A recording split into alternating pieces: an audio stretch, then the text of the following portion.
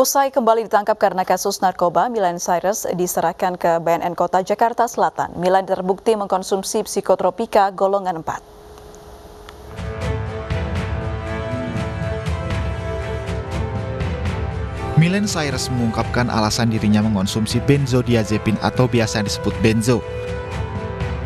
Menurut Miley, obat itu dikonsumsi sesuai dengan arahan dokter untuk menghilangkan rasa cemas dan depresi selama dirinya masa pemulihan. Obatnya itu untuk kecemasan, dan kemarin kan sempat depresi. Dari BNN emang dikasih untuk mencegah kecemasan dan depresi aku. Ya, dengan musibah yang kemarin terjadi kepada aku, jadi aku banyak pikiran dan tekanan, dan keluarga juga. Kabid Humas Polda Metro Jaya Kombes Pol Yusri Yunus menjelaskan Miley mengonsumsi benzo 25 Februari 2021 atau 3 hari sebelum ditangkap. Miley akan diserahkan ke BNN Kota Jakarta Selatan karena masih menjalani proses rehabilitasi.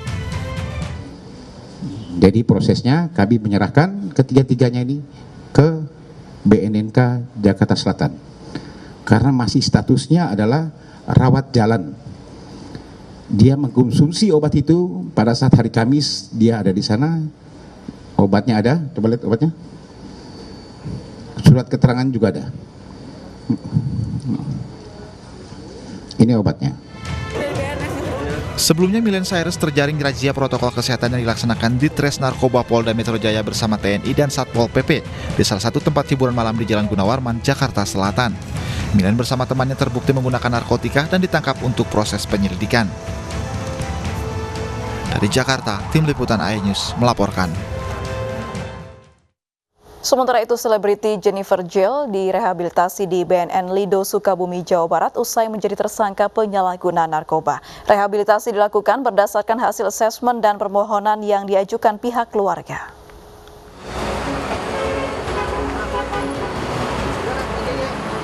Usai menjalani pemeriksaan di kantor BNN Cawang, Jakarta Timur, selebritas Jennifer Jill dibawa kembali ke Mapolres Jakarta Barat.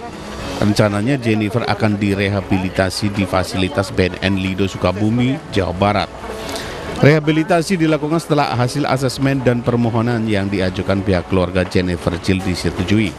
Kemudian hasilnya, rekomendasinya adalah agar yang bersangkutan menjalankan rehabilitasi berupa rawat inap di fasilitas BNN Lido.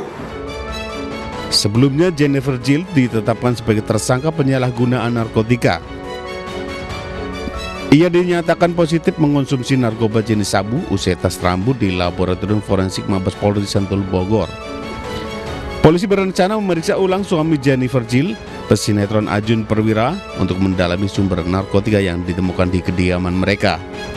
Tim Liputan iNews melaporkan. Usai menetapkan 3 tersangka dalam kasus dugaan suap pengadaan barang dan jasa proyek infrastruktur Sulawesi Selatan, KPK belum mengagendakan pemeriksaan lanjutan. Ketiga tersangka masih menjalani isolasi mandiri. Penyidik KPK belum mengagendakan pemeriksaan lanjutan terhadap 3 tersangka dugaan suap pengadaan barang dan jasa proyek Sulawesi Selatan tahun anggaran 2020-2021. Ketiga tersangka yaitu Gubernur Sulawesi Selatan Nurdin Abdullah, Sekretaris Dinas PLTR Sulsel Edi Rahmat, dan Direktur PT Agung Perdana Bulukumba Agung Sucipto. Mereka kini tengah menjalani isolasi mandiri. Penyidik masih mendalami peran ketiga tersangka dan mencari bukti tambahan untuk melengkapi konstruksi perkara. Sementara terkait bantahan yang disampaikan Nurdin, KPK mengaku telah memiliki bukti yang kuat. Terkait dengan bantahan yang disampaikan oleh tersangka NA, perlu kami tegaskan bahwa tentu KPK telah memiliki bukti yang kuat menurut hukum terkait dengan penetapan pihak-pihak sebagai tersangka di dalam perkara ini. Oleh karena itu, tentu kami juga berharap para tersangka dan pihak-pihak nanti yang akan dipanggil sebagai saksi di dalam perkara ini untuk menerangkan apa yang dia ketahuinya dengan sebenarnya di hadapan.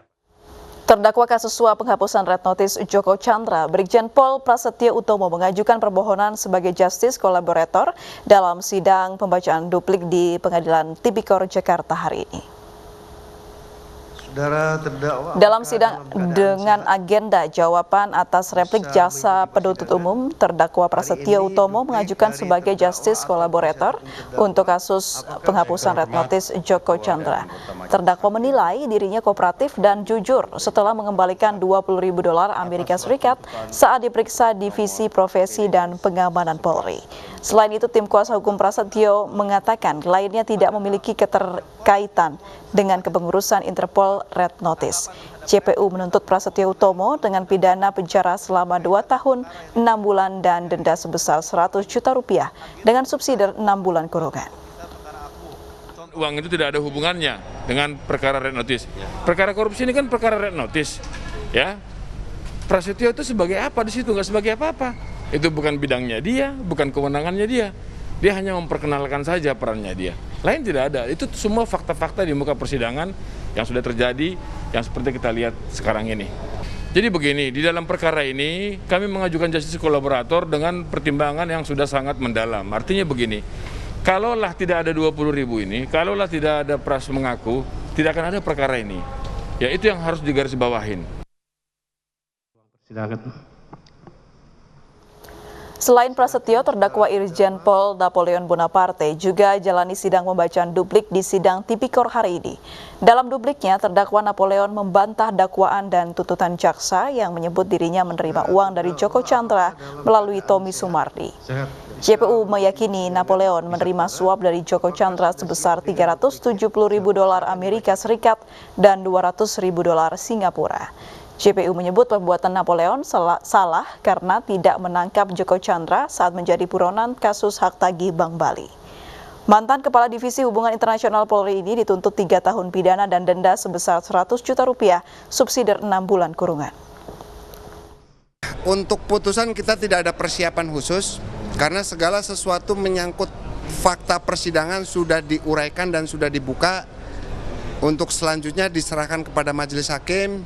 Bicara fakta hukum, kita sudah sama-sama lihat unsur urgensi perkara gratifikasi adalah pemberian uang. Tapi sampai dengan sidang ditutup dan menunggu putusan akhir dari hakim, itu barang bukti baik berupa uang, berupa transaksi dan semua ternyata tidak pernah diajukan dalam persidangan. Sehingga itu nanti biarkan hakim membuat putusan berdasarkan pertimbangannya dengan fakta-fakta yang sudah disajikan baik oleh rekan-rekan jaksa. Seorang anggota polisi Babin Kamtipmas di Denpasar, Bali histeris saat divaksin COVID-19. Sesaat lagi tetaplah bersama kami.